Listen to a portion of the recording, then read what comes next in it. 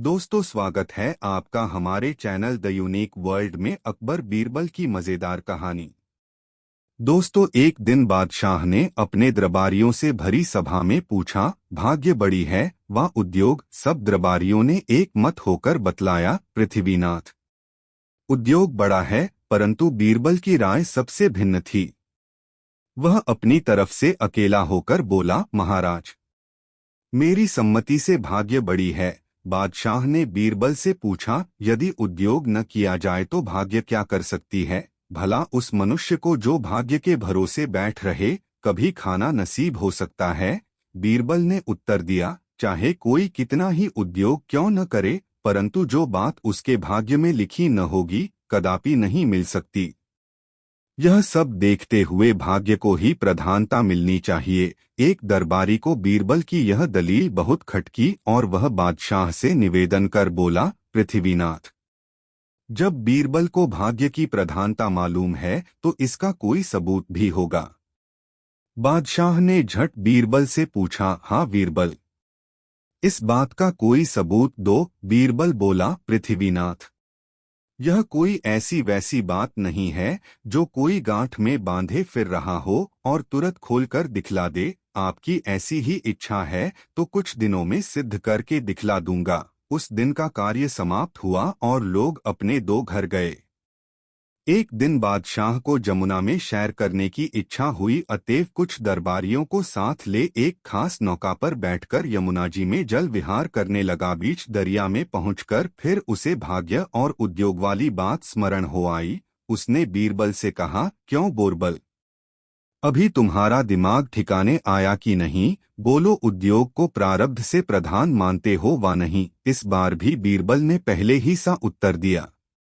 बीरबल की इस हठधर्मी पर बादशाह चिढ़ गया और तत्क्षण अपने हाथ की अंगूठी निकालकर जमुना जल के मध्य में छोड़ दिया और बोला, अच्छा बीरबल, यदि अपनी भाग्य की प्रधानता से तू एक मास के अंतर्गत यह अंगूठी मुझे न मिला सकेगा तो तेरी गर्दन उड़ा दी जाएगी। बादशाह के उस आकस्मिक कोप से सब लोग थर्रा गए। सब लोगों ने देखा कि यहाँ पर जमुना जी का जल बहुत गहरा है। यहाँ से अंगूठी का मिलना असंभव हो नहीं बल्कि नितांत असंभव है। अब बोरबल की जान नहीं बच सकती, परंतु बीरबल ने कुछ जवाब नहीं दिया। वह चुपचाप बैठा रहा। नाव किनारे पर आ लगी। घर लौटते समय बादशाह ने उस जगह अपने सिपाहियों की पहरा चौकी बांध दी ताकि बीरबल किसी प्रकार उस अंगूठी को जल से बाहर न निकाल सके। बीरबल प्रारब्ध के भरोसे चुप्पी साध कर बैठा रहा। जब 27 दिन व्यतीत हो गए तो बादशाह ने बीरबल से पूछा, क्यों बीरबल, अंगूठी मिली? बोरबल ने इनकार किया। तब बादशाह ने कहा, देखो बीरबल, अब भी उद्योग की प्रधानता स्वीकार कर लो, मैं तुम्हें माफी दे दूंगा। बीरबल ने उत्तर दिया, पृथ्वीनाथ, भाग्य के सामने उद्योग नहीं टिक सकता। मशल मशहूर है, घड़ी में घर जले 9 घड़ी भद्रा। अभी 3 दिन का समय और है, इतने में तो कितना उलट फेर हो सकता है। बादशाह के क्रोध रूपी अग्नि में और भी आहुति पड़ गई। वह एकदम क्रोधित हो गए। जब अवधि का दिन बीत गया तो चौथे दिन फिर बादशाह ने बीरबल से अपनों अंगूठी मांगी। बीरबल ने कहा, पृथ्वीनाथ, मेरे भाग्य से अंगूठी नहीं मिली। बादशाह क्रोधित होकर बोला, तब मरने के लिए प्रस्तुत हो जाओ। बीरबल तो पहले से ही कमर कस चुका था। वह बादशाह के सामने निर्भय खड़ा हो गया। उसकी मुस्के कसकर बांध दी गई। बीरबल की दशा पर बादशाह को फिर तरस आ गई और बोले, बीरबल, अब भी मौका है, तुम उद्योग की प्रधानता स्वीकार कर लो, मैं तुम्हें माफ कर दूंगा। बीरबल ने उत्तर दिया, गरीब परवर, मरते को मारना अच्छा नहीं। आप तुरंत मुझे मारे जाने की आज्ञा दीजिए। बादशाह ने कहा, अच्छी बात है, तब तो आगे ही आ रहा है। बादशाह ने वधिक को बीरबल को फांसी घर ले जाने की आज्ञा दो। वह घर मकान के चौक के पास ही बना हुआ था। बीरबल की यह दशा देख समस्त प्रजा घबरा ठड़ी, क्योंकि बीरबल के समय में सबको रामराज्य था। न राजा का जुल्म प्रजा पर चलने पाता था और न प्रजा का राजा पर। सबके चेहरे पर मुरदनी छा गई। बीरबल के घर वाले भी चुपचाप मलोन मुख किए सब कार्यकलाप देख रहे थे। वे अब अपना धैर्य कायमन रख सके और सबके सब सुसक सुसक कर रोने लगे। चीरबल फांसी के तख्ते पर चढ़ाया गया। नियम के अनुसार वधिकों ने बीरबल से पूछा, आपकी अंतिप्र इच्छा क्या है? उसको पूरी करने के लिए 10 मिनट का समय और दिया जाता है। बीरबल अभी कुछ कहने भी नहीं पाया था कि एक फकीर प्रकट हुए। उनको आते किसी ने नहीं देखा था, जिससे ऐसा प्रतीत हुआ मानो जमीन को फाड़कर प्रकट हुए हो। फकीर ने कहा, बीरबल, यह तुम्हारे फांसी का समय है, अतएव मरने से पहले एक पुण्य कर्म करता जा। यह सबेरे सबेरे का समय है और मुझे भूख बहुत लगी है, इससे तू मेरे भोजन का प्रबंध कर। इससे बढ़कर दूसरा दान नहीं है, सदा ऐसे लोग कहते आए हैं। मैं मछली खाना चाहता हूँ, इसलिए एक अच्छी मछली पकाकर खिला और मुझ क्षुधित का आशीर्वाद ले। बीरबल बड़ी असमंजस में पड़ गया। एक तो मरण काल, दूसरे फकीर की याचना, सो भी मछली। वह बोला, शाह साहब, आपको ज्ञात होना चाहिए कि मैं एक कुलीन ब्राह्मण हूँ। हम लोग अपने चौके में मछली मांस का प्रयोग नहीं करते, फिर आपको क्यों कर खिलाऊं? फकीर बोला, यह सब सही है, परंतु यदि तू इस मरणकाल में मेरी क्षुधा मिटाएगा तो इस पुण्य से तेरा बाल बच्चों के सहित कल्याण होगा।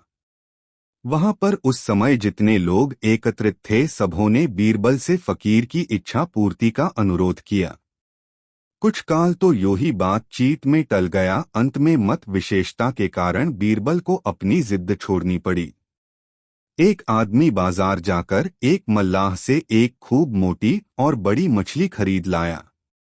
जब उस मछली को बीरबल छुरी लेकर चीरने बैठा तो उसके पेट में कोई ठोस चीज दिखाई पड़ी। उसका संपूर्ण पेट काटते ही बादशाह की वह जल में फेंकी हुई अंगूठी बाहर निकल आई।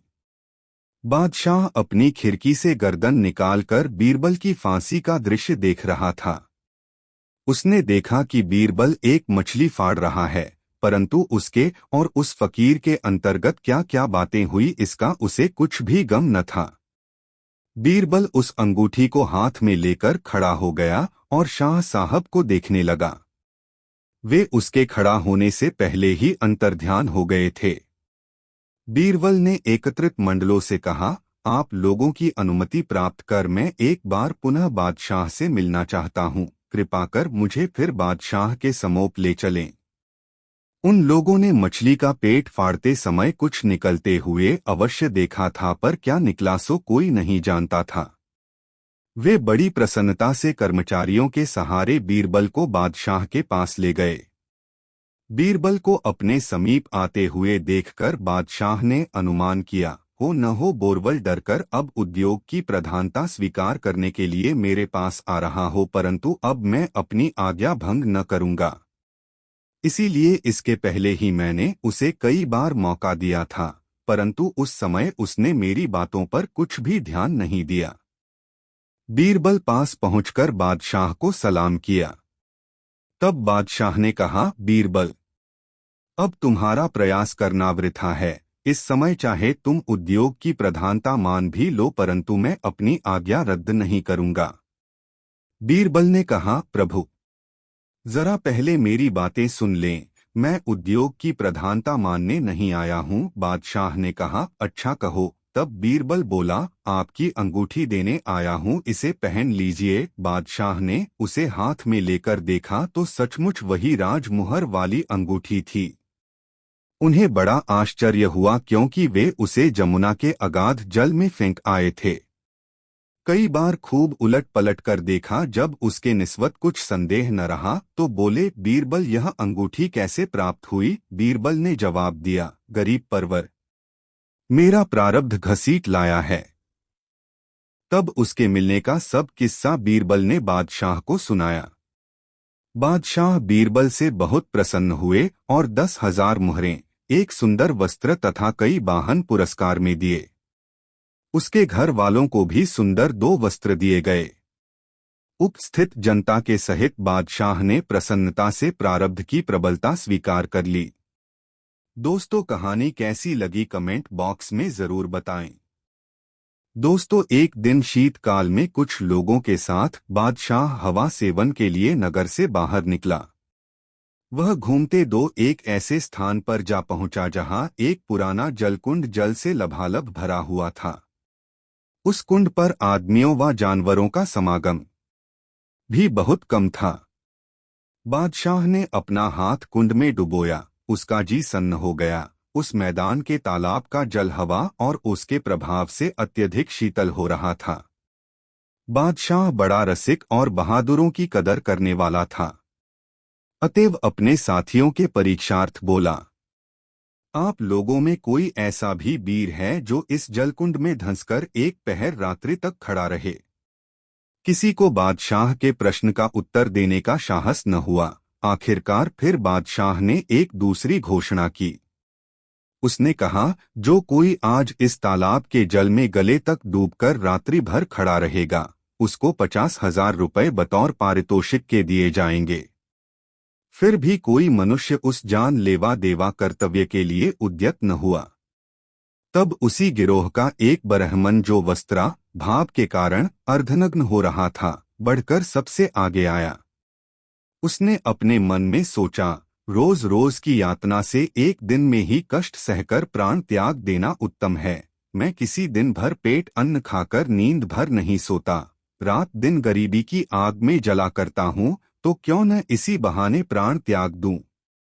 यदि ईश्वर सहायक हुआ तब तो कहना ही क्या है। इस पुरस्कार से आजन्म सुखपूर्वक निर्वाह करूंगा। फिर बादशाह से अपना दोनों हाथ जोड़कर बोला, पृथ्वीनाथ, मुझे आपकी शर्तें मंजूर हैं। बादशाह ने कहा, अच्छी बात है। यदि तू अपने कौल का सच्चा निकलेगा तो मैं तुझे 50,000 रुपयों के अतिरिक्त बहुत सा वस्त्राभूषण भी इनाम में दूंगा। तालाब के चारों तरफ बादशाह ने संतरियों का पहरा बैठा दिया। फिर वह दीन ब्राह्मण नंग धड़ंग होकर उस जल में बैठा और राम राम करके सारी रात बिता दी। जब सवेरा हुआ तो रुपए लेने की लालच से अपनी गीली धोती निचोड़ता हुआ गिरता पड़ता दरबार में हाजिर हुआ। साथ में वे सब पहरे के संतरी भी थे। बादशाह ने संतरियों से ब्राह्मण के सच्चे झूठे के निस्बत साक्षी ली। सबों ने एक स्वर से उसका सच्चा होना स्वीकार किया। बादशाह ने ब्राह्मण को रुपए देने की आज्ञा दी। मसल मशहूर है, तेली का तेल जले और मशालची को पीड़ा हो, परिश्रम किसने की और पुरस्कार कौन देगा, इसका ख्याल न कर कुछ कुटिल दरबारी जल गए और वे इस उपाय में लगे कि येन केन उपायन इसको यह द्रव्य न मिले। उनमें से एक सर्वश्रेष्ठ कुटिल चुपके से उठकर एक संतरी से जा मिला और उसे उल्टी सीधी सिखाकर बादशाह के यह सन्मुख खड़ा किया।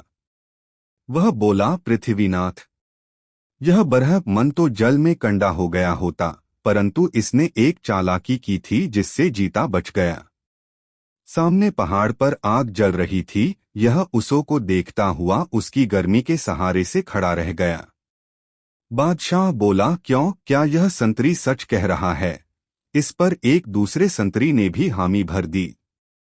तब बादशाह उस ब्राह्मण से बोला, देखो तुम अपने कौल पर नहीं रहे बल्कि अग्नि को देखकर रात बिताया है, अतएव तुमको पुरस्कार के रुपए नहीं दिए जाएंगे। उस उपस्थित मंडली में एक भी व्यक्ति ऐसा नहीं निकला जो उस दीन की सहायता करता। आखिरकार रोता बिलखता हुआ बीरबल के घर पहुंचा। उसका आद्योपांत समाचार सुनकर बीरबल ने उसे ढांढस दिया और उसे चुपचाप घर जाकर बैठने की सम्मति देकर विदा किया। दूसरे दिन जब बीरबल को दरबार जाने का समय हुआ तो एक नई तरकीब सोचकर निकाली। मार्ग में एक नदी का तट मिला, वहीं पर रुककर झटपट पड़ोस के गांव से एक बड़ा लंबा बांस मंगवाया और उसके सिरे पर एक काली हड़िया बांधकर उसमें पानी और थोड़ा दाल चावल छोड़कर बांस के तने को जमीन पर गाड़ दिया और उससे सटकर आग जलाना शुरू किया। जब दरबार के समय बादशाह अपनी सभा में आया तो बीरबल अनुपस्थित था। वह उसके आने की प्रतीक्षा करने लगा। जब इस प्रकार घंटों हो गया और बीरबल नहीं आया तो उसे चिंता हुई और तुरंत बीरबल को बुलाने के लिए एक द्रुतगामी दूत को भेजा। बीरबल के घर पहुंचकर उस सिपाही को विदित हुआ कि बीरबल नदी तट पर किसी कार्यवश गया है। वह सीधे नदी तट की तरफ मुड़ा और वहां पहुंचकर बीरबल से बादशाह की आज्ञा सुनाकर बोला, आपको बादशाह शीघ्र बुला रहे हैं। बीरबल ने कहा, भाई थोड़ी सब्र कर, फिर चलता हूँ। सिपाही बोला, यह आप क्या कर रहे हैं? बीरबल ने उत्तर दिया, क्या तू इतना भी नहीं समझता? मैं खिचड़ी पका रहा हूँ। सिपाही बीरबल के चरित्रों से परिचित था, अतएव उसने उसमें कुछ रहस्य की बात समझकर हंसता हुआ चला गया। दरबार में पहुंचकर उसने बीरबल का सारा वृतांत कह सुनाया। बादशाह बीरबल से मिलने के लिए और भी उत्सुक हुआ। कुछ समय और प्रतीक्षा करने पर जब वह न आया तब उसे बुलाने के लिए एक दूसरे आदमी को भेजा। वह भी वही पहले सा सूखा उत्तर लेकर लौटा। बादशाह मिनट दो पर उसे बुलाने को आदमी भेजने लगा, परंतु बीरबल सबको यही एक उत्तर देकर लौटाता, भाई खिचड़ी पका रहा हूँ, थोड़ी देर में आता हूँ। बादशाह को बीरबल की बाट निहारते निहारते कई घंटे हो गए और दरबार का सारा काम इसी आवाजाही के कारण बंद रहा। बीरबल की ऐसी धृष्टता बादशाह को असह्य हो गई और वह क्रोध में परिणत होकर बोला, वाह, मुझे प्रतीक्षा करते करते कई घंटों का समय व्यतीत हो गया और अभी तक उसकी खिचड़ी न पकी। मैं स्वयं चलकर उसकी खिचड़ी देखता हूँ। बादशाह कुछ लोगों को साथ लेकर स्वयं उस स्थान पर गया जहाँ महाशय बीरबल की खिचड़ी पक रही थी। अजीब दृश्य था। ऊपर बांस के सिरे में बंधी हुई एक काली हाड़िया टंगी थी और वह नीचे घास सुलगाकर खिचड़ी पका रहा था। बादशाह बोला, बीरबल, यह तू क्या कर रहा है? बीरबल ने उत्तर दिया, पृथ्वीनाथ, खिचड़ी पका रहा हूँ। बादशाह, मैं देखता हूँ कि आज तुम्हारा दिमाग घूमा हुआ है। भला आकाश में हड़िया टांगकर कहीं जमीन पर घास सुलगाने से खिचड़ी पक सकती है? बीरबल, गरीब परवर, जिस प्रकार एक कोस की दूरी से अग्नि की उष्णता देखकर ब्राह्मण जल में रात्रि समय जीवित रह सकता है, उसी प्रकार मेरी खिचड़ी भी थोड़ी देर में परिपक्व हो जाएगी। बादशाह बीरबल की इस दृष्टांत भरी खिचड़ों से प्रसन्न हो गया और बोला, बीरबल, अब मैं भली भांति समझ गया, तुम्हारा कहना सत्य है, अतएव दरबार में चलो। ब्राह्मण को शर्त के अनुसार इनाम दिया जाएगा। बीरबल तो केवल उतने ही के लिए नया नाटक तैयार किए हुए था। जब उसकी मंशाबर आई तो उठकर बादशाह के साथ दरबार को गया। बादशाह ने सिपाही भेजकर उस ब्राह्मण को बुलावाया और उसको अपनी घोषणा के अनुसार द्रव्य और वस्त्राभूषण देकर विदा किया। वह बीरबल को कोटि कोटि धन्यवाद देता हुआ अपने घर चला गया। दोस्तों, कहानी कैसी लगी कमेंट में जरूर बताएं। दोस्तों, बीरबल बहुत ही बुद्धिमान और हाजिर जवाब थे, जिससे उन्हें ज्यादातर लोग पसंद करते थे और इसके साथ ही कुछ लोग बीरबल की हाजिर जवाबी के कारण उनसे जलते भी थे। बीरबल से जलने वालों ने एक दिन बीरबल को हमेशा के लिए रास्ते से हटाने का निर्णय लिया। अकबर बादशाह का जो हज्जाम था, इस काम के लिए बीरबल के दुश्मनों ने उससे सहायता मांगी। हज्जाम पहले तो तैयार नहीं हुआ, लेकिन जब उन्होंने उसे हीरो मोतियों से लाद देने का लालच दिया तो वह हज्जाम डरते डरते ही सही पर तैयार हो गया। अगली सुबह हज्जाम महल में बादशाह अकबर की हजामत बनाने पहुंचा। बादशाह सलामत चुपचाप हजामत बनवाने लगे। हज्जाम बाल काटते हुए बोला, जहां पनाह, मैं यह कहते कहते हज्जाम चुप हो गया। बादशाह बोले, बोलते बोलते रुक क्यों गए? जो कहना है बेहिचक कहो। हुजूर, आप तो अपने स्वर्गवासी पुरखों के विषय में कभी सोचते विचारते ही नहीं। हज्जाम इतना बोलकर चुप हो गया। बादशाह की रुचि हज्जाम की बातों में बढ़ गई। वह बोले, मैं उनके लिए लाख सोचने के बाद भी कुछ नहीं कर सकता, वे तो अब जिंदा ही नहीं हैं। हज्जाम की अब हिम्मत बढ़ गई।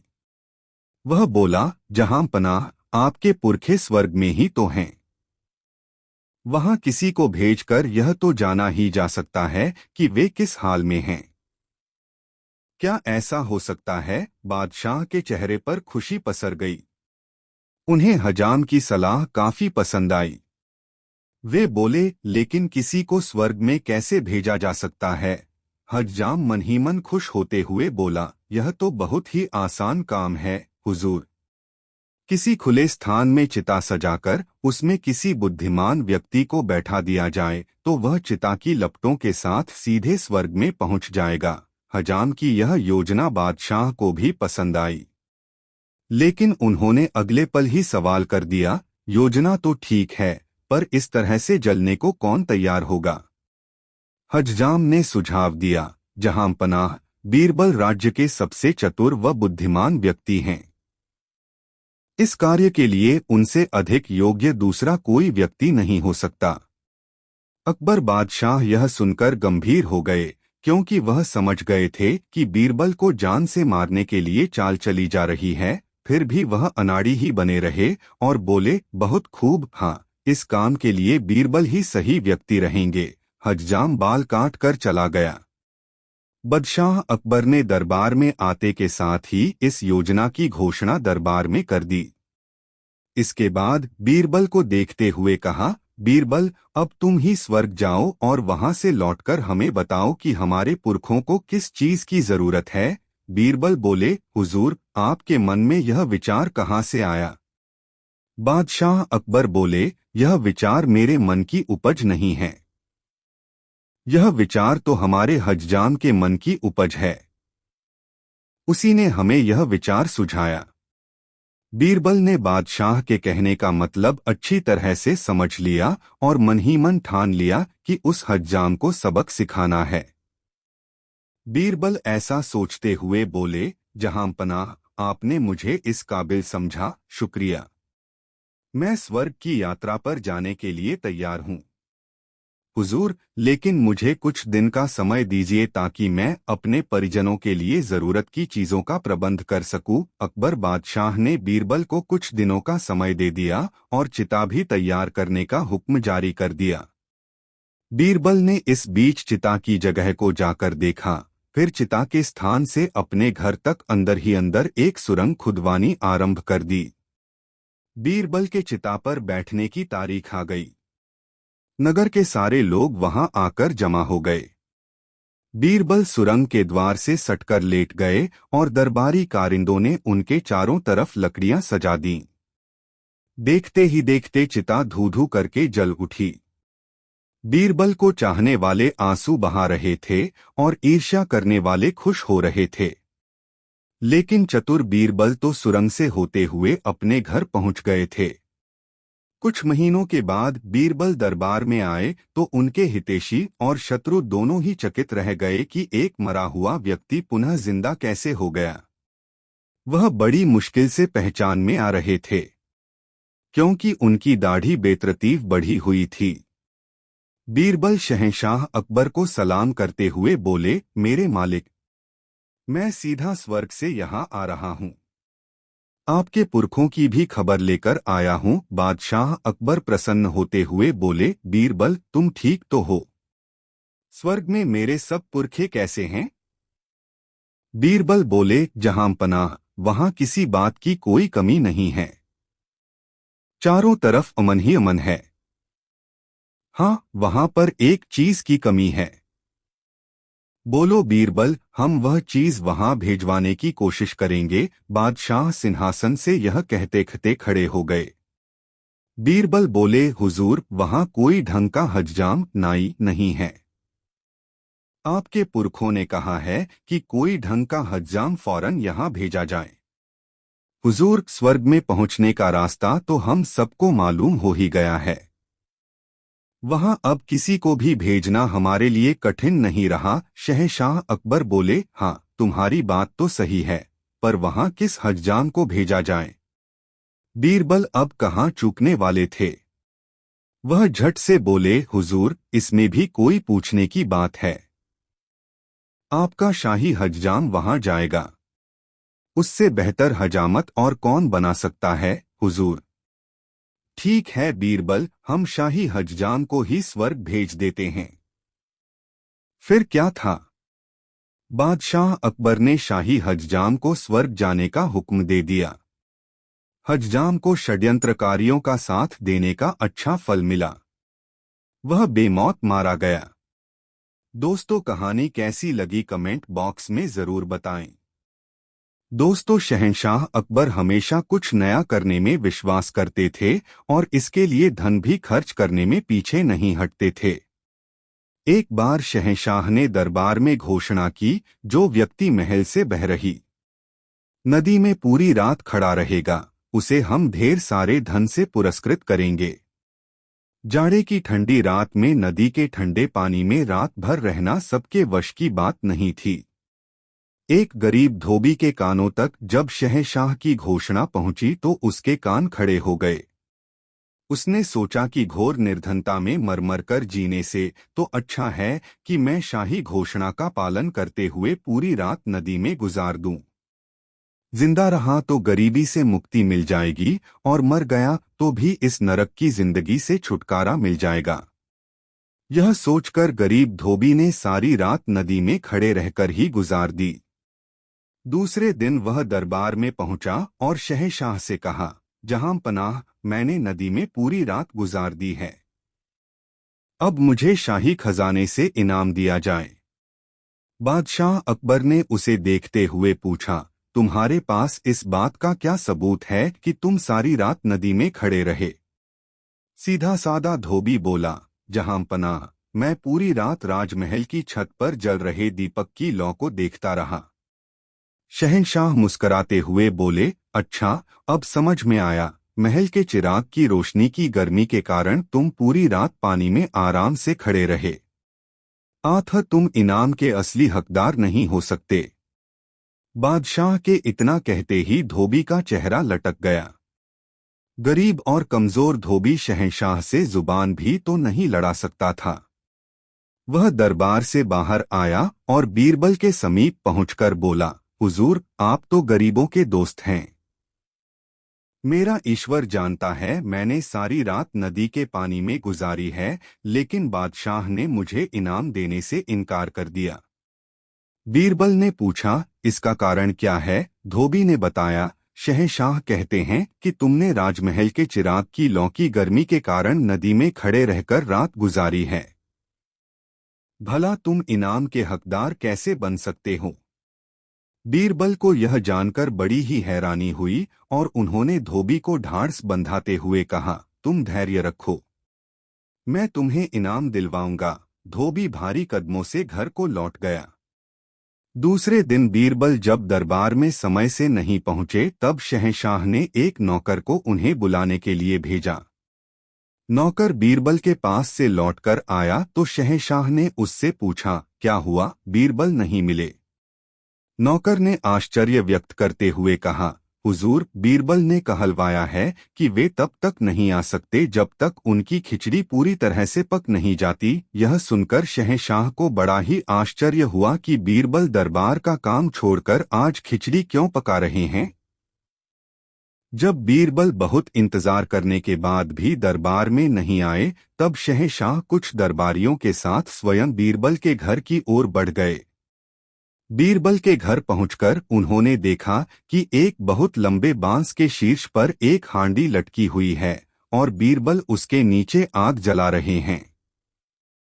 शहंशाह को बड़ी ही हैरानी हुई कि कहाँ हांडी है और कहाँ आग जल रही है। ऐसे तो पूरी उम्र बीत जाने के बाद भी खिचड़ी नहीं पकेगी। शहंशाह यह सोचते हुए बीरबल से बोले, बीरबल, यह क्या मूर्खता है? हांडी ऊपर बांस में लटक रही है और तुम यहाँ जमीन पर आग जला रहे हो। तुम्हारी खिचड़ी भला कभी पक सकेगी? क्यों नहीं पकेगी, जहां पनाह, बीरबल ने पूरे आत्मविश्वास के साथ कहा। लेकिन कैसे बीरबल? आँच तो हांडी तक पहुंच ही नहीं रही है। बादशाह ने आश्चर्य से कहा। पहुंच रही है हुजूर, बिल्कुल वैसे ही जैसे महल के ऊपर जल रहे दीपक की रोशनी की गर्मी पाकर धोबी सारी रात नदी के पानी में खड़ा रह गया था। बीरबल ने अवसर का लाभ उठाते हुए अपनी बात कह दी। बीरबल के यह कहते ही बादशाह शर्मसार हो गए और उन्होंने धोबी को दरबार में बुलाकर शाही खजाने में से धन देने का हुक्म जारी कर दिया। दोस्तों, बादशाह अकबर को विद्वान और प्रतिभाशाली पुरुषों को अपने दरबार में रखने का बहुत शौक था। जब भी कोई प्रतिभाशाली व्यक्ति उसके राज्य में आता तो वह उसे अपने मंत्रियों में शामिल कर लेते थे। अकबर का दरबार गुणी व बुद्धिमान लोगों से भरा हुआ था। इनमें से 9 लोग अकबर के दरबार में नवरत्नों के रूप में जाने जाते थे। वे असाधारण प्रतिभाशाली और अपने अपने क्षेत्र में निपुण थे। उन्हीं दिनों महेशदास नाम का एक युवका अकबर के राज्य में एक छोटे से गवा में रहता था। उसने अपने पूरा जीवन इसी गवा में व्यतीत किया था। अब वह दुनिया की यात्रा करना चाहता था। उसने बादशाह के महल व बड़े नगरों के बारे में बहुत सारी कहानियां सुनी थीं। उसे यहाँ घूमना रोमांचक लग रहा था। उसने निश्चय किया कि वह बादशाह के दरबार में जाएगा और वहां नौकरी पाने की कोशिश करेगा। वह बहुत भीड़ वाले बाजारों व नगरों से होकर गुजरा और अंत में शहर पहुंच गया। महेशदास महल के दरवाजे के पास तक तो पहुंच गया, किंतु अंदर प्रवेश नहीं कर सका। द्वारपाल ने उसे पकड़ लिया। उसने पूछा, आप कहाँ जाने की सोच रहे हो? महेशदास ने उत्तर दिया, मैं बादशाह को देखने जा रहा हूँ। द्वारपाल ने जोर से हंसकर कहा, मुझे लगता है उन्होंने तुम्हें व्यक्तिगत रूप से अपने भोजन कक्ष में रात के खाने के लिए आमंत्रित किया है। महेशदास शांत रहा। द्वारपाल ने पुनः कहा, तुम्हारे लिए बादशाह को देखना संभव नहीं है, वह बहुत ही व्यस्त हैं। मुझे बादशाह का आदेश है कि किसी को भी अंदर नहीं जाने दिया जाए। महेशदास ने द्वारपाल से अंदर जाने के लिए आग्रह किया। द्वारपाल ने कहा, मैंने तुम्हें कहा न कि मैं तुम्हें अंदर नहीं भेज सकता हूँ। महेशदास ने कहा, परंतु क्यों? द्वारपाल ने कहा, क्योंकि तुम गरीब हो। हर व्यक्ति बादशाह को देखने के लिए मुझे कुछ देता है, जैसे एक गाय, एक बकरी या कढ़ाई की हुई चप्पल। तुम मुझे क्या दे सकते हो? महेशदास ने कहा, मेरे पास अभी तो कुछ भी नहीं है, किंतु मैं वादा करता हूं कि जो कुछ भी मुझे बादशाह से उपहार के रूप में मिलेगा, उसमें से मैं तुम्हें आधा दे दूंगा। द्वारपाल जानता था कि बादशाह एक उदार व्यक्ति हैं। वह अक्सर उन्हें देखने के लिए आने वालों को महंगे उपहार दिया करते हैं। इसलिए द्वारपाल जल्दी से सहमत हो गया। महेशदास ने महल में प्रवेश किया। वह बहुत महंगे कढ़ाई किए हुए पर्दे व कालीन देखकर हैरान हो गया। पूरा महल लाल बलुआ पत्थरों से बनाया गया था और बेहद खूबसूरती से सजाया गया था। बादशाह अकबर दरबार के बीच में बैठा था। महेशदास ने अकबर के सामने झुककर अभिवादन किया। अकबर ने कहा, तुमने मुझे जो सम्मान दिखाया है उससे मैं बहुत खुश हूँ। बताओ, बदले में तुम्हें मुझसे क्या चाहिए? महेशदास ने कहा, जहांपना, यदि ऐसा है तो मुझे 100 कोड़े मेरी नंगी पीठ पर बरसाने का इनाम दें। सम्राट बहुत हैरान हो गया। उसने कहा, यह तो बहुत अजीब इनाम है। तुम क्यों मुझसे ऐसा इनाम मांग रहे हो? महेशदास ने कहा, महाराज, जब मैं आपसे मिलने के लिए आ रहा था तो द्वारपाल ने मुझसे कहा कि आपसे जो मुझे प्राप्त होगा उसका आधा मुझे उसे देना होगा। बादशाह अकबर हंस पड़े और बोले, यह एक गंभीर विषय है। इसका मतलब है कि द्वारपाल अपना काम करने के लिए रिश्वत लेता है। इसकी सजा उसे मिलनी चाहिए। द्वारपाल को पकड़कर लाया गया और उसे रिश्वत लेने के अपराध में 100 कोड़े मारने की सजा दी गई।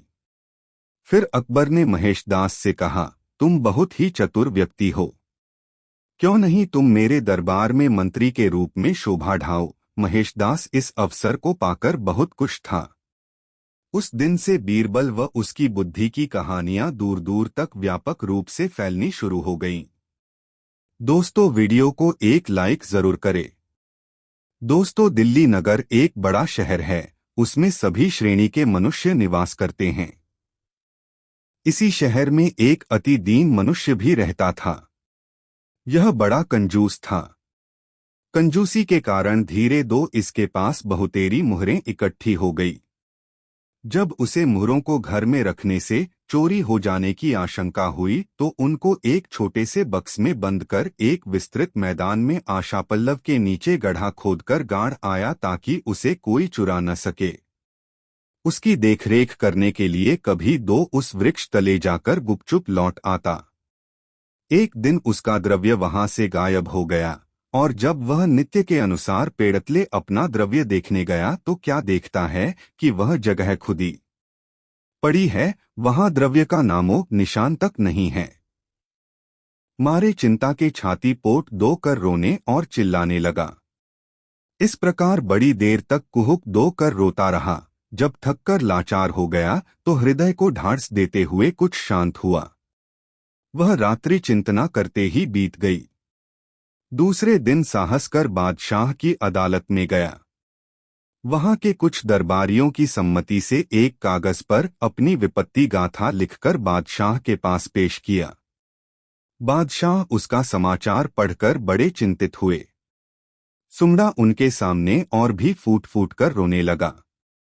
इसकी चिल्लाहट और रुलाई से साराधार घबरा उठा। सब लोग अपना दो कामकाज बंद कर एकमात्र उसकी दर्दभरी रुलाई सुनने लगे। बादशाह के पूछने पर उस दुखित सुमड़े ने अपना आद्योपांत समाचार कहकर गिरवागड़ाता हुआ बोला, गरीब परवर, मैं बेहद लुट गया। मेरे निर्वाह के लिए अब मेरे पास एक कौड़ी भी नहीं है, क्योंकर जीवन रक्षा करूंगा। बादशाह का हृदय पिघल गया। खजांची को हुक्म दिया, जब तक इसका द्रव्य नहीं मिलता तब तक इसे खाने पहनने को दरबार से दिया जाए। फिर सुमड़े को जांच कराने की तसल्ली देकर बादशाह ने दूसरा कार्यारंभ किया। जब सब कामों से निश्चिंत होकर बादशाह और बीरबल संध्या समय एकत्रित हुए तो बादशाह सुमड़े के संबंध की बातें बतलाकर बोला, बीरबल, इसका खोज कराना बड़ा जरूरी है। यदि धनन मिला तो सुमड़ा रोते दो अपना प्राण गवा देगा। बीरबल ने कहा, पृथ्वीनाथ, मैं खोज कराकर उसका द्रव्य यथाशीघ्र ढूंढ निकालने की कोशिश करूंगा।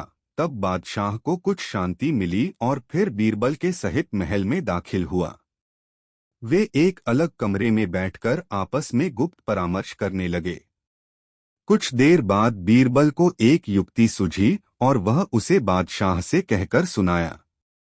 उसकी युक्ति से बादशाह भी सहमत हो गया और उसे तत्क्षण कार्यान्वित करने के लिए बीरचल को आज्ञा दी। बीरबल का कार्यारंभ हुआ। वह बहुतेरे वैद्य हकीमों को बुलावा भेजा। जब वे आए तो उनसे पूछा, आपको जड़ी बूटियों का हाल भली भांति मालूम है? यदि न भी मालूम हो तो एक हफ्ते में छानबीन कर बतलावे की आशापल्लव की पत्तियां और उसकी जड़ किन किन दवाओं में काम आती है। बीरबल की आज्ञा मानकर सब वैद्य लौट गए और घर पहुंचकर उसके अनुसंधान में यथाशक्य कोशिश करने लगे। जब सप्ताह का अंतिम दिन आया तो अपनी अपनी सम्मति देने के लिए दरबार में उपस्थित हुए। सबों ने अपनी खोज का पृथक दो वर्णन किया, परंतु बीरबल के मतलब की बात किसी ने नहीं बतलाई। तब उनमें से एक सर्वश्रेष्ठ वैद्य बोला, दोवान जी, आपकी आज्ञानुसार मैंने भी अपने भरसक अनुसंधान किया है। बड़ी खोजबीन के पश्चात मुझे निघंटु से एक बात मिली है।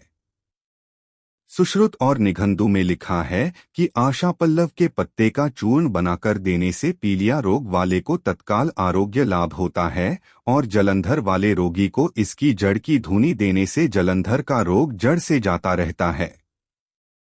बीरबल ने पूछा, क्या आप बतला सकते हैं कि इस महीने के अंतर्गत कितने लोग जलंधर के रोग से ग्रसित हुए थे और उससे बचने के लिए उन रोगियों ने किन किन औषधियों का सेवन किया था? इसका ठीक 2 अनुसंधान कर आप लोग पुनः एक हफ्ते के बाद मुझसे मिलें और सारी बातों का पूरा 2 रिपोर्ट दें। वैद्यों ने घर पहुंचकर हर प्रकार से खोजबीन कर 8वें दिन फिर दरबार में उपस्थित हुए। एक वैद्य ने कहा, पृथ्वीनाथ, इस मास में केवल 4 रोगियों की दवा की गई थी, जिसमें एक रोगी को आशा पल्लव के जड़ की धूनी से आरोग्य लाभ हुआ था। तब बीरबल ने पुनः प्रश्न किया, अच्छी बात है, अब बतलावो कि इसकी जड़ तुम लोग कहाँ से लाए थे। ध्यान रहे कि झूठ बोलने वाले को कठिन दंड दिया जाएगा। बीरबल की ऐसी सख्ती देखकर बेचारे वैद्यों के रोंगटे खड़े हो गए। उनमें से एक, जो आशा पल्लव के जड़ का इस्तेमाल किए था, डरकर बोला, महाशय जी, मेरा नौकर उसको जंगल से खोद लाया था, मेरा अपराध क्षमा किया जाए, आगे फिर ऐसा न करूंगा। बीरबल बोला, पहले उस नौकर को उपस्थित करो, फिर जैसा होगा उस पर आगे विचार किया जाएगा। वैद्य ने उसका पता ठिकाना बतला दिया। तब एक अर्दली को भेजकर उसे बुलवाया गया। नौकर तुरंत हाजिर हुआ। बीरबल ने पूछा, क्या तू आशा पल्लव के वृक्ष को पहचानता है? नौकर ने उत्तर दिया, बेशक, गरीब परवर उसे मैं बखूची पहचानता हूं। बीरबल, किसी दिन तू वैद्य की आज्ञा से उसका मूल खोद कर लाया था? नौकर, हाँ पृथ्वीनाथ, लाया था। बीरबल भ्रिकुटी चढ़ाकर बोला, क्या उस पेड़ के नीचे गड़ी अशर्फियों को तू ही खोद लाया है? बेहतरी चाहता है तो उन्हें जल्द लाकर उपस्थित कर, नहीं तो अभी तेरी चमड़ी उखाड़ ली जाएगी। नौकर बीरबल की धमकियों में आकर घबरा गया और कांपता हुआ बोला, पृथ्वीनाथ, मेरा अपराध क्षमा किया जाए तो मैं उन अशर्फियों को आपके सामने ला धरूं। बीरबल ने उसे अभयदान दिया। वह अपने घर जाकर सारी अशर्फियां उठा लाया। बीरबल अशर्फियों को देखकर भीतर भीतर बड़ा प्रसन्न हुआ और उन अशर्फियों को मट्टी चूस के हवाले कर विदा किया। बेचारे वैद्य छोड़ दिए गए। दोस्तों, अकबर बीरबल की यह कहानी कैसी लगी कमेंट में ज़रूर बताएं। ऐसी और नई मज़ेदार कहानी सुनने के लिए हमारे चैनल द यूनिक वर्ल्ड को सब्सक्राइब ज़रूर करें। वीडियो अपने मित्रों को ज़रूर शेयर करें। वीडियो देखने के लिए बहुत बहुत धन्यवाद।